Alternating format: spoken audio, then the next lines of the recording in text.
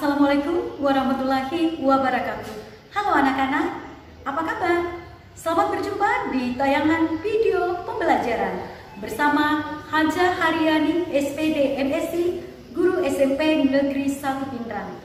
Mengajar kalian mata pelajaran Pendidikan Pancasila dan Kewarganegaraan untuk SMP kelas 9 semester 1. Adapun tujuan pembelajaran agar peserta didik dapat menampilkan nilai-nilai Pancasila sebagai dasar negara dalam berbagai aspek kehidupan. Pada pertemuan ini, Ibu berharap agar kalian selalu mengikuti protokol kesehatan dengan selalu menjaga kebersihan diri dan lingkungan. Anak-anak, mengawali pembelajaran kita hari ini, mari berdoa sesuai agama dan keyakinan masing-masing. Doa selesai.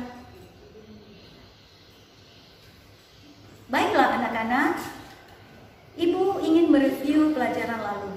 Apakah kalian masih ingat nilai-nilai yang terkandung di dalam Pancasila sebagai ideologi terbuka? Oh, bagus. Ada yang ingat? Dan ternyata masih ada juga yang belum ingat. Yang belum ingat, Ibu akan membantu mereview pelajaran sebelumnya. Bahwa nilai-nilai yang terkandung dalam Pancasila sebagai ideologi terbuka adalah nilai-nilai dasar, nilai instrumental, dan nilai praksis. Nah, Pancasila sebagai ideologi terbuka membawa pengaruh terhadap perubahan nilai-nilai instrumental dan nilai-nilai praksis dalam kehidupan bermasyarakat, berbangsa, dan bernegara. Nah, sebagai ideologi terbuka, Pancasila memiliki dimensi idealisme, dimensi normatif, dan realistis. Nah, hari ini pembahasan kita tentang perwujudan nilai-nilai Pancasila dalam berbagai kehidupan. Perwujudan nilai-nilai Pancasila dalam berbagai kehidupan terdiri atas 4 bagian. 1. Bidang politik dan hukum. 2. Bidang ekonomi. 3. Bidang sosial budaya. Dan 4. Bidang pertahanan dan keamanan. Perwujudan nilai-nilai Pancasila dalam bidang politik dan hukum dapat dilihat pada lembaga negara, hukum, dan sistem demokrasi. Untuk lembaga negara sesuai amandemen yaitu DPD, MK, dan KY. Sementara demokrasi dapat kita lihat pada pemilu Pilpres serentak tahun 2019. Silakan perhatikan gambar berikut ini. Baik anak-anak, setelah kalian melihat gambar ini, bagaimanakah sikap yang harus ditampilkan apabila dalam pemilihan ketua OSIS kandidat yang dipilih tidak lolos dalam pemilihan? Bagaimana sikap kalian? Ya, hebat sekali. Sikap yang harus ditampilkan adalah mau menerima hasil keputusan bersama dengan mengutamakan musyawarah mufakat sesuai dengan nilai-nilai Pancasila, khususnya sila keempat. Ya, anak-anak, bagus sekali. Itu artinya kalian sudah paham sampai di sini. Sekarang kita bahas bagaimana perwujudan nilai-nilai Pancasila dalam bidang hukum. Mari perhatikan slide berikut ini. Apa yang terlihat pada gambar? Ya, pelanggaran hukum. Menerima uang sogokan itu termasuk pelanggaran hukum.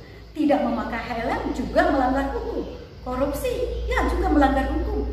Tawuran yang bisa membuat orang terluka juga pelanggaran hukum. Nah, bagaimana sikap yang harus ditampilkan agar terhindar dari masalah-masalah seperti pada gambar ini? Ya, bagus sekali anak-anak, hebat sekali jawaban kalian. Sikap yang harus ditampilkan dalam perwujudan nilai-nilai Pancasila dalam hukum adalah sebagai warga negara yang baik, mematuhi segala peraturan dan perundang-undangan yang berlaku sesuai dengan nilai-nilai Pancasila sebagai sumber hukum nasional. Bagaimana? Ya, kita tinggalkan pembahasan ini. Kita lanjut ke pembahasan berikutnya, yaitu perwujudan nilai-nilai Pancasila dalam bidang ekonomi. Dalam Undang-Undang Dasar Negara Republik Indonesia tahun 1945, pasal 33 yang menyatakan beberapa hal berikut. 1. Perekonomian disusun sebagai usaha bersama berdasar atas asas kekeluargaan. 2. Cabang-cabang produksi yang penting bagi negara dan menguasai hajat hidup orang banyak dikuasai oleh negara. 3. Bumi dan air dan kekayaan alam yang terkandung di dalamnya dikuasai oleh negara dan dipergunakan untuk sebesar-besarnya kemakmuran rakyat.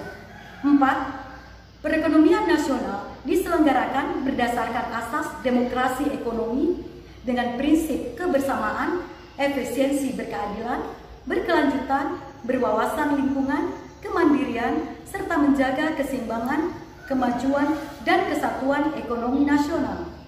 5. Ketentuan lebih lanjut mengenai pelaksanaan pasal ini diatur dalam undang-undang.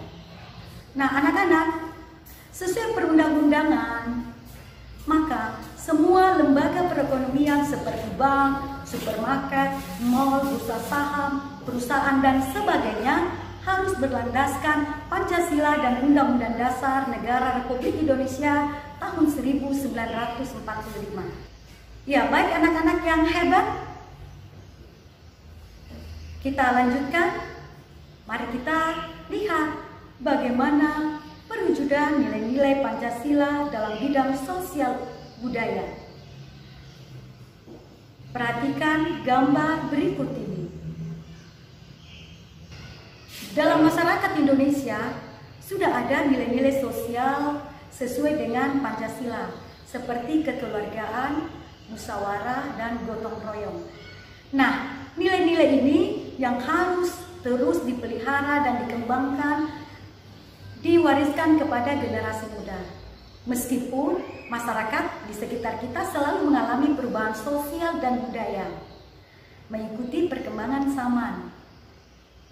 Nah, anak-anak, disinilah peranan Pancasila sebagai penyaring masuknya budaya-budaya asing, pengaruh budaya barat atau budaya westernisasi. Perwujudan nilai-nilai Pancasila di bidang sosial budaya terlihat pada 1. Menghargai keberagaman budaya Indonesia. 2. Pelestarian keberagaman budaya Indonesia. 3. Mengembangkan nilai-nilai persamaan, status sosial, dan menghalangi berkembangnya nilai-nilai feodalisme. 4. Menjaga agar nilai-nilai eksklusivitas dan kedaerahan yang sempit tidak berkembang. 5. Mengembangkan nilai-nilai sosial dan budaya masyarakat menuju modernisasi yang dijiwai Pancasila. Nah, anak-anak yang hebat, pembahasan selanjutnya perwujudan nilai-nilai Pancasila dalam bidang pertahanan dan keamanan. Pembangunan dalam bidang pertahanan dan keamanan secara tegas dinyatakan dalam Undang-Undang Dasar Negara Republik Indonesia tahun 1945 pada pasal 27 ayat 3 dan pasal 30 ayat 1. Pada pasal 27 ayat 3 berbunyi, setiap warga negara berhak dan wajib ikut serta dalam upaya pembelaan negara. Pasal 30 ayat 1 berbunyi, tiap-tiap warga negara berhak dan wajib ikut serta dalam usaha pertahanan dan keamanan.